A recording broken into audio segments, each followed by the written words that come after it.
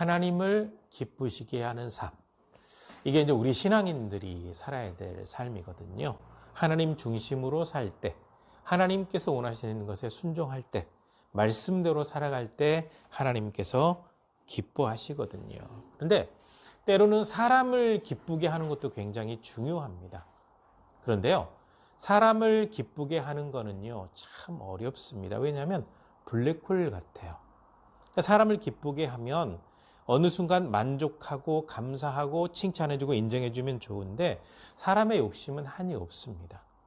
그래서 뭐 1,000만 원을 모으면 1억을 모으고 싶어지고 1억을 모으면 다 될 것 같은데 10억을 모으고 싶고 10억을 모으면 만족할 것 같은데 이왕이면 100억을 모으고 싶고 100억을 모으면 더 커지고 이렇게 되는 것처럼 사람의 사랑과 관심을 받는 것도요. 만족할 줄 아는 사람들이 있는가 하면 굉장히 많은 사람들이 만족하지 않아서 더. 그리고 열심히 노력하는 모습을 보면서 아 그래 정말 잘했어라는 것보다 아 이거는 당연한 거고 조금만 더 잘하면 될 것 같은데 계속 그래서 잔소리 잘못한 거 지적해서 뭔가 바꿔보려고 시도를 하니까 사람을 기쁘게 하는 거는요 이게 한계가 없어요. 블랙홀이 쭉 뭘 빨아들이듯이 계속해서 빨리는 느낌이 들어요. 그래서 사람을 섬기다가 지치는 사람들이 많아요. 실망하는 사람들이 참 많아요. 그래서 사람을 기쁘게 하는 삶을 살아가는 거 굉장히 중요한데 사람을 기쁘게 하는 게 너무 사람 중심으로 가면 어렵습니다. 그런데 사람과 사람 사이에 하나님이 계시면 사람을 기쁘게 하는 것이 긍정적으로 바뀝니다. 왜냐하면 주 안에서 이것이 이루어지는 거거든요. 하나님의 백성, 신앙인 대 신앙인, 하나님 안에서 그 모든 일을 감당하기 때문에 즐거워지는 거거든요. 그러니까 바울 사도가 이 빌립보 교회에 부탁을 할 때 여러분들이 내가 원하는 대로 사는 것이 아니라 하나님을 기쁘시게 하는 삶을 살아서 그리고 하나님 안에서 내가 부탁하는 일을 하나님의 영광을 위해서 살아서 내 마음이 기쁘게 해 주었으면 좋겠습니다라고 부탁을 하고 있거든요. 그러니까 주 안에서 이루어져야 돼요. 사람에게 만족을 줄 수는 없어요. 정말 불가능합니다. 주 안에서 이것이 이루어질 때 바르게 이루어지는 거거든요. 그래서 주 안에서 행할 때 어떻게 행해야 될 거냐?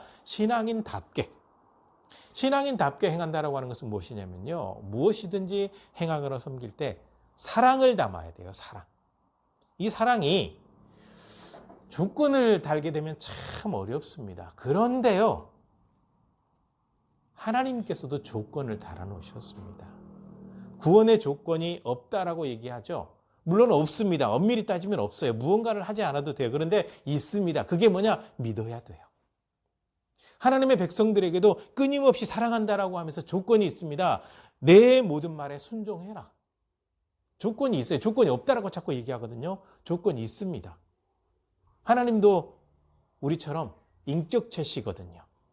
마음이 있으시거든요. 그래서 하나님께서 원하시는 걸 가만히 들여다보면 아무런 조건이 없는 것이 아니라 굉장히 중요한 조건, 중요한 단서가 달려있다라는 거죠.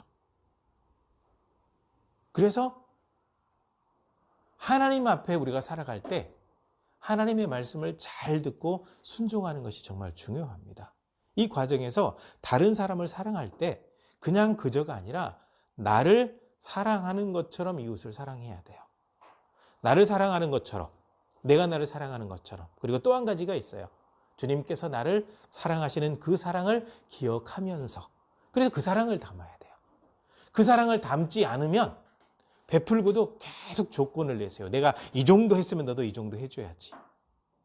이렇게 되면 어려워지거든요. 그래서 사랑의 마음으로 그 사람을 정말 아끼는 마음으로 행하는 것이 굉장히 중요하다라는 거고 그 다음에 선한 뜻을 가지고 한 마음으로 선한 뜻을 가지고 해야죠.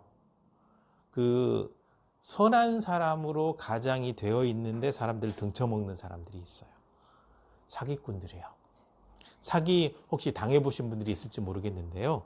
사기 안 당하시는 것이 굉장히 좋습니다. 저는 큰 게 아니고 터미널에서 군대에 있을 때 사기 한번 당해봤어요. 큰 건 아니고요. 어떤 사람이 얼굴에 이렇게 상처를 낸 건지 난 건지 모르겠는데 자기 차가 고장이 났대나 어쩐대나 차비가 없다고 돈 좀 빌려달래요. 그래서 돈이 넉넉하게 있음에도 불구하고 아무래도 좀 이상해서 15,000원밖에 없다 그랬거든요. 그것만 달래요. 그러면서 연락처하고 계좌번호를 적어주더라고요. 네. 그래서 순진하게 금액 얼마 되지도 않은 거 뭐 보내주겠지, 안 보내주면 말고. 근데 결국은 사기꾼이었어요. 그러니까 그런 식으로 여러 사람에게서 돈을 모으는 사람이었겠죠. 네. 이거 작은 사기니까 15,000원이야 뭐 당시 군에 있을 때 15,000원이니까 적은 금액은 아니에요. 그렇죠. 그때 제가 병장 월급이 1,800원이었거든요. 한 달 월급 이상을 띠낀 거예요. 삥 당한 거예요. 예. 나중에 분대장 되니까 병장 월급의 3배를 줍디다. 그래봐야 35,000원.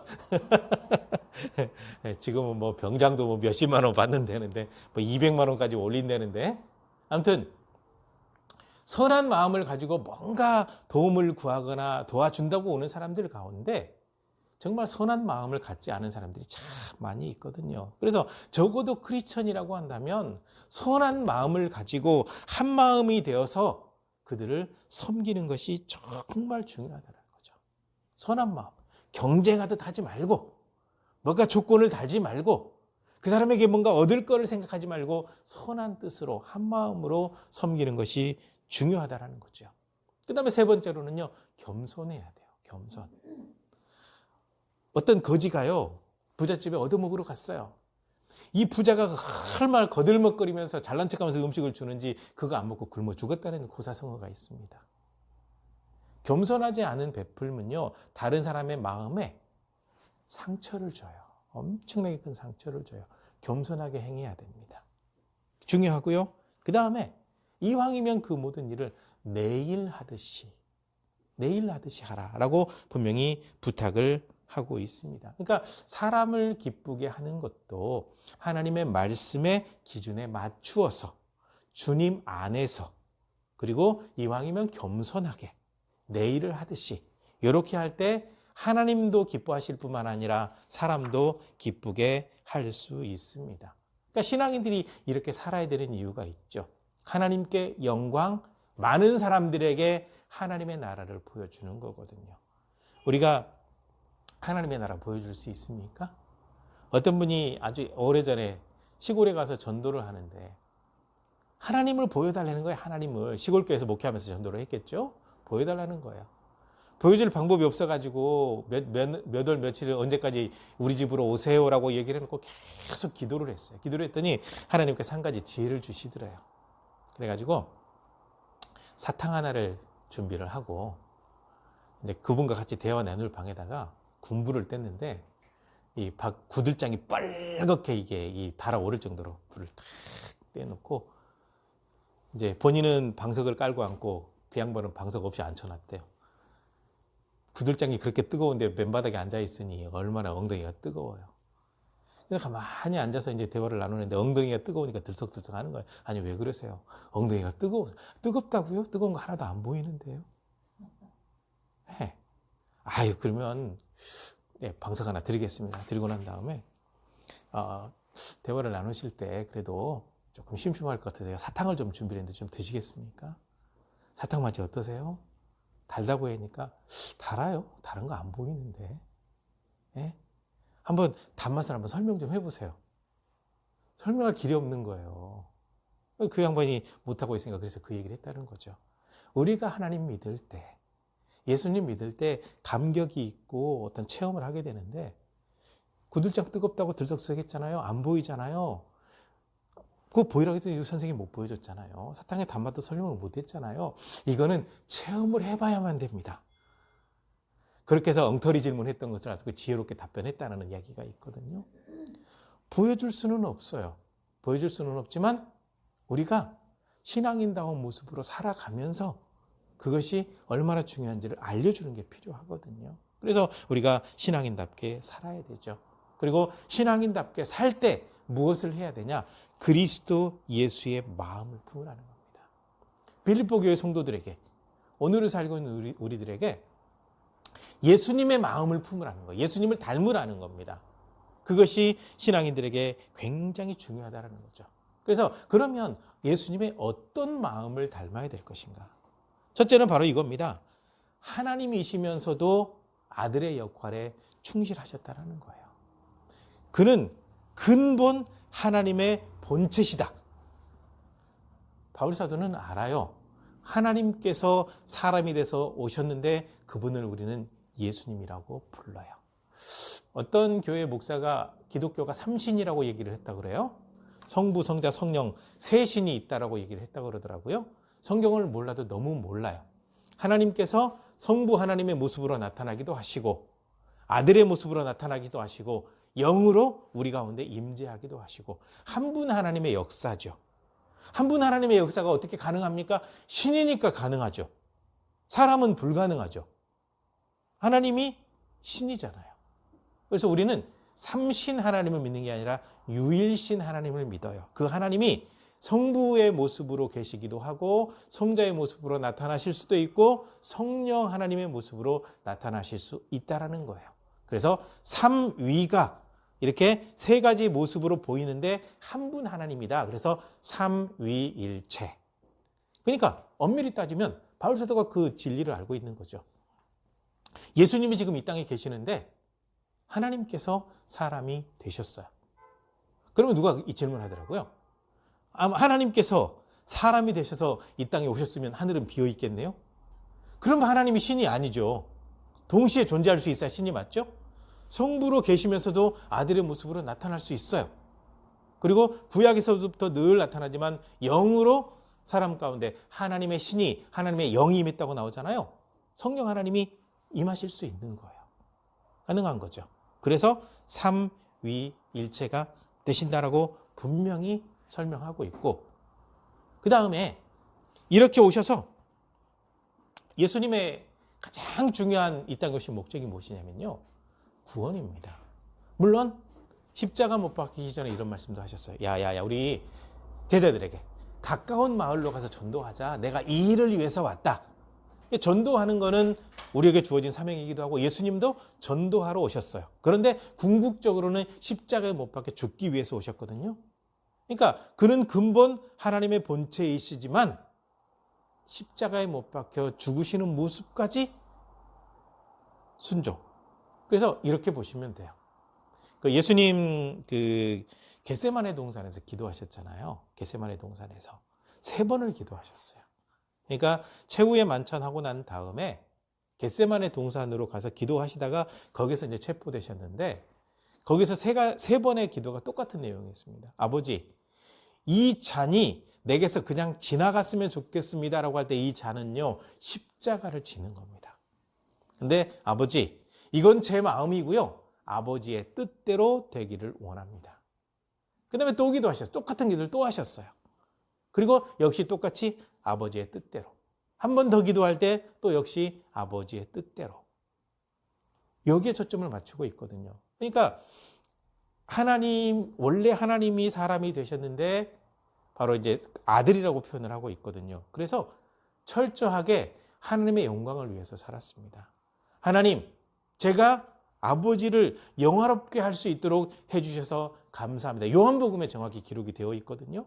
그러니까 하나님이시면서도 아들의 모습으로 충실하게 살아오셨다는 거죠. 그 이유가 뭐냐면 우리가 죄인이었다가 예수님을 믿게 되면 하나님 앞에 우리의 정체가 뭐가 되죠? 하나님의 백성이 되기도 하고 남자는 하나님의 아들이고 여자는 하나님의 딸이고 하나님의 자녀가 되는 거거든요. 그러니까 근본 하나님이신 예수님이 이 땅에 오셔서 아들 노릇을 철저하게 하신 이유가 무엇이냐면 그걸 보여주신 겁니다. 예수 그리스도를 믿고 하나님의 백성이 되었다라고 한다면 하나님을 영화롭게 하는 삶을 살아라. 하나님의 자녀답게 살아라. 이것을 예수님이 몸소 보여주신 겁니다. 이거 굉장히 중요해요. 그래서 하나님이시면서 이 땅에 계시는 동안 철저히 아들의 모습으로 사셨습니다. 하나님의 백성, 하나님의 아들, 하나님의 딸들이 예수님 믿는 사람들이 어떻게 살아야 될지를 보여주셨거든요. 그러니까 이 마음을 닮으라는 거예요. 하나님을 영화롭게 하고 하나님의 자녀답게 사는 모습을 예수님 보여주셨던 것처럼 그 마음을 닮아 있어야 된다라는 거죠. 그 다음에 예수님은요, 하나님이시면서 사람이 되셨습니다. 하나님이시면서 사람이 되셨단 말이죠.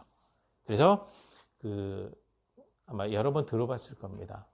베레 데오스 베레 호모. 라틴어로 이렇게 표현하는데요. 예수님을 표현할 때 베레 데오스, 진짜 신. 베레 호모, 호모는 사람을 얘기하거든요. 진짜 사람.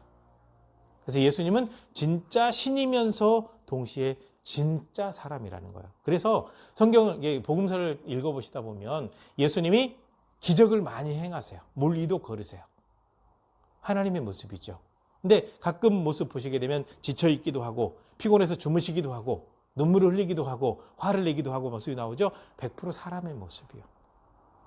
그래서 예수님은 완전한 신이시면서 완전한 사람인데, 그러면 사람으로 왜 오셨냐? 하나님께서 너무 속상하셔서 사람의 모습으로 오신 겁니다. 이스라엘 백성들의 역사를 보게 되면요, 배반의 역사입니다. 배반의 역사. 하나님을 얼마나 그렇게 배반을 하는지, 하지 말라는 일만 골라서요. 그러니까 성경을 딱 읽다 보면 옛날 어른들에게 들었던 말이 기억이 나요. 청개구리 삼신 들렸다 그러잖아요. 하도 말 안 듣고 거꾸로 가니까. 그러니까 이스라엘 백성들의 삶이요, 완전히 말씀에서 거꾸로 가요. 거꾸로 가면 하나님은 사랑의 하나님이잖아요. 사랑의 하나님의 이 본체 속에는 징계가 들어있거든요. 이스라엘 백성들이 매를 맞았어요. 많이 맞았어요. 여러 번 맞았어요. 그래도 정신 못 차려요. 그 중에 이제 하도 말 안 들으니까 북이스라엘 BC 721년에 아시리아에게 망하게 하고 BC 586년에 남유다가 바벨론에게 망하도록 하셨어요. 그리고 난 다음에 포로로 잡혀갔던 사람들이 돌아와서 다시 이제 예루살렘도 재건하고 성전도 다시 짓고 이렇게 살고 있었습니다. 그때 말라기 선지자를 보내가지고 유다 백성 여러분, 하나님께서 여러분들을 얼마나 사랑한 줄 아십니까? 하나님께서 말씀하시네요. 내가 너희를 얼마나 사랑하는 줄 아냐? 그랬더니 이 배은망덕한 사람들이 하나님께서 언제 우리 사랑한 적이나 있으세요? 하나님 얼마나 속상하셨겠습니까? 하나님께서 속상한 거는요, 이거 이루 말할 수가 없거든요. 가끔 집에서 가족끼리 싸우고 나면 삐져가지고 말 안 하죠. 그러본 적 있죠? 예.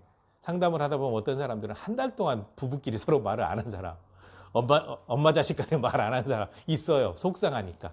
안 해버리거든요. 근데요, 하나님은 더 세게 하세요. 이때 너무너무 섭섭해가지고 내가 마지막 때에 엘리야 보낼게 하고 난 다음에 400년 동안 말씀을 안 해버리신 거예요. 400년 동안. 그리고 이 400년의 침묵을 깬 사건이 바로 예수님 탄생으로 이어지거든요.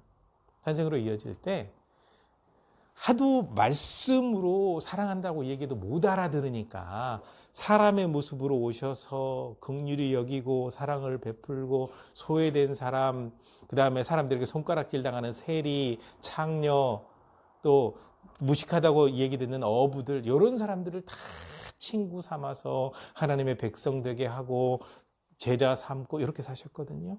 이렇게 사시면서 사랑을 보여주셨다라는 겁니다. 그러니까 바울 사도가 바로 그 설명을 하고 있는 겁니다. 직접 사람의 모습으로 이 땅에 오셔서 사랑을 베푸셨다.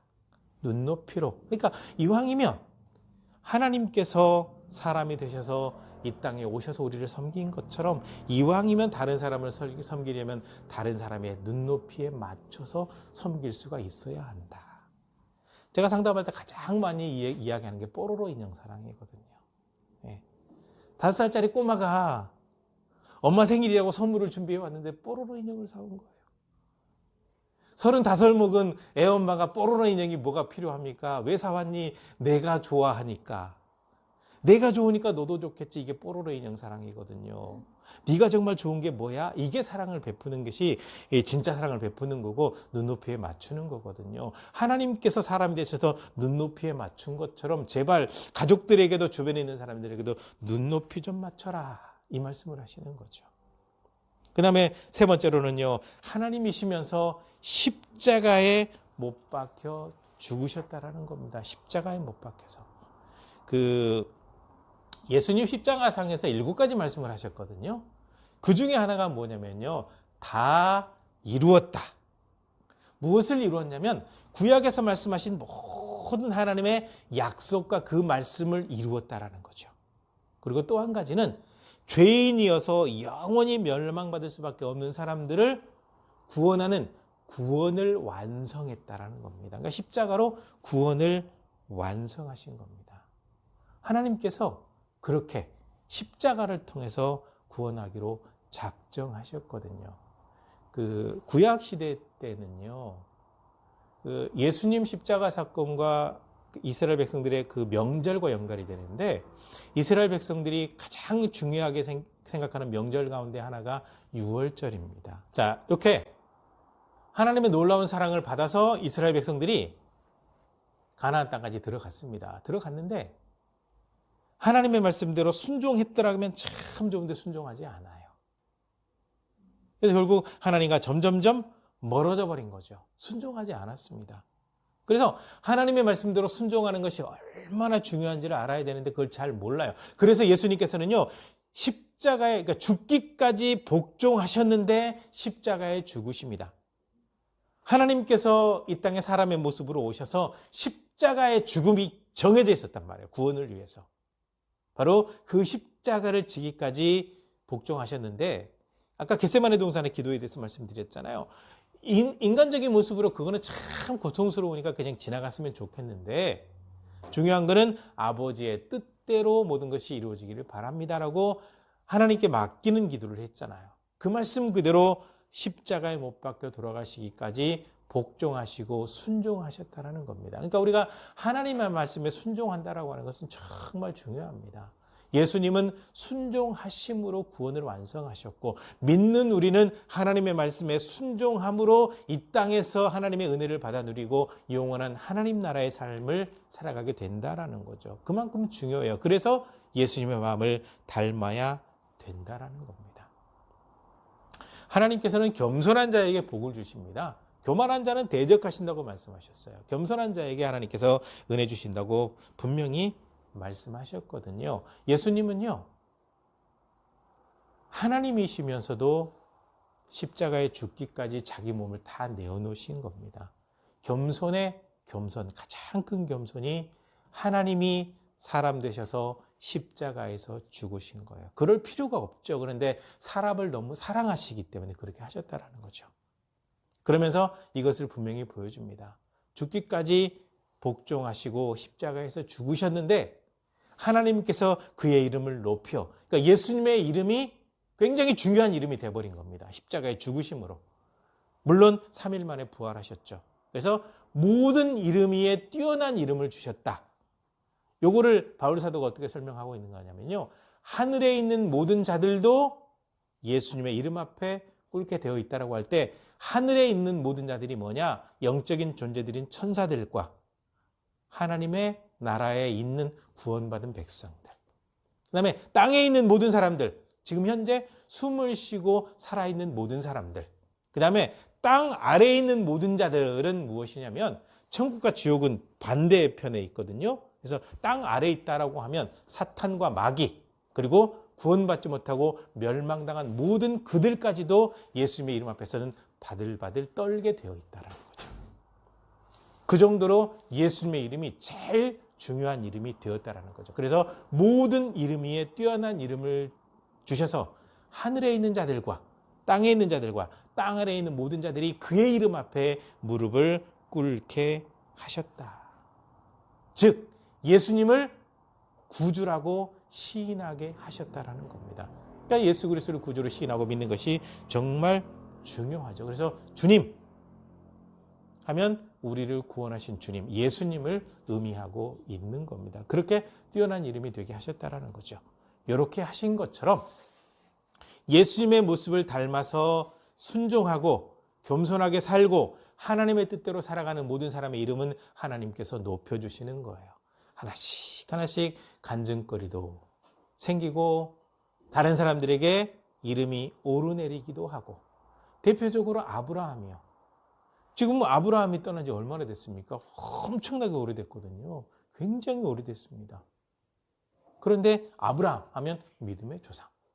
모세도 떠난 지 엄청 오래됐잖아요. 모세 하면 이스라엘의 뛰어난 지도자.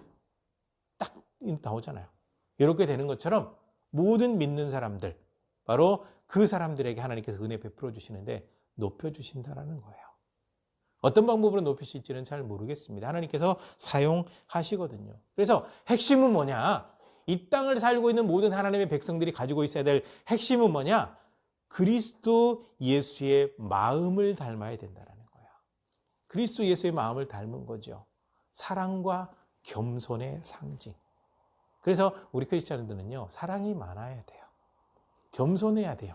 어떤 사람이든지 눈높이를 맞춰줄 수 있을 정도로의 겸손.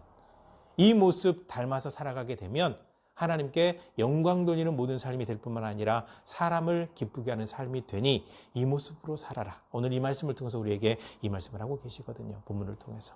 우리가 그 모습이 되도록 하나님 앞에 늘 바르게, 바른 신앙으로 서 있게 되시기를 주님의 이름으로 간절히 부탁을 드립니다. 기도하시겠습니다.